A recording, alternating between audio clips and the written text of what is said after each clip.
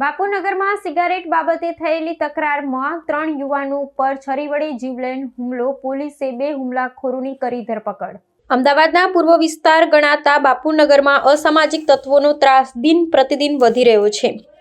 તાજેતરમાં બાપુનગરના છેલ્લા bus stand નજીક સિગારેટ પીવા જેવી અત્યંત નજીવી બાબતે થયેલી બોલાચાલીએ હિંસક સ્વરૂપ ધારણ કર્યું હતું.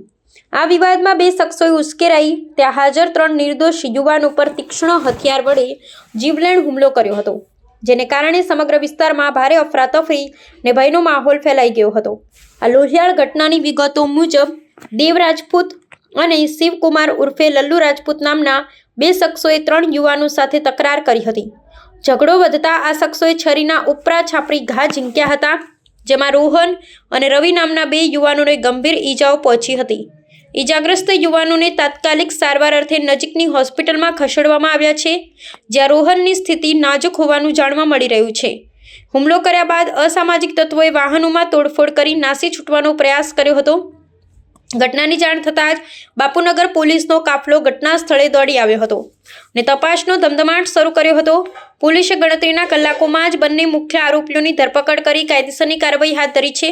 સ્થાનિક રહીશોમાં આ અસામાજિક તત્વોના વધતા આતંક સામે ભારે રોષ જોવા મળી રહ્યો છે અને કાયદો વ્યવસ્થાની સ્થિતિ વધુ મજબૂત કરવાની માંગ ઉઠી છે. બાપુનગર પોલીસ સ્ટેશન વિસ્તારના 137ના બસ સ્ટેન્ડ પાસે સાંજે 8 વાગ્યાની આસપાસના સુમારે આ કામના જે ફરિયાદી અને તેના મિત્રો ગલ્લા પાસે ઉભા રહીને સિગરેટ પીતા હતા.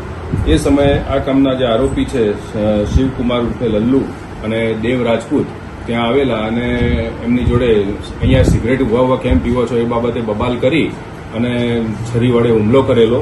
અને એ દરમિયાન દેવ રાજપૂતે રોહનને છાતીના ડાબા ભાગે અને જમણા પગના સાથળના ભાગે ઈજાઓ કરેલી, તેમજ શિવકુમાર ઉર્ફે લલ્લુ છે એણે રવિને માથાના ભાગે છરીથી ઈજાઓ કરેલી છે, જીવલેણ હુમલો કરેલો છે.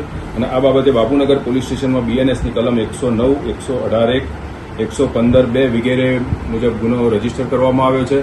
બંને આરોપીઓને રાઉન્ડ અપ કરી લેવામાં આવ્યા છે અને તપાસ હાલ ચાલુ છે. હા, આમાં જે ફરિયાદી છે એના વિરુદ્ધ બી 3-4 ગુના પ્રોહિબિશન તેમજ શરીર સંબંધીના ગુના દાખલ થયેલા છે. તેમજ આરોપીમાં જે શિવકુમાર ઉર્ફે લલ્લુ છે એના વિરુદ્ધ પણ પ્રોહિબિશનના ગુના દાખલ થયેલા છે.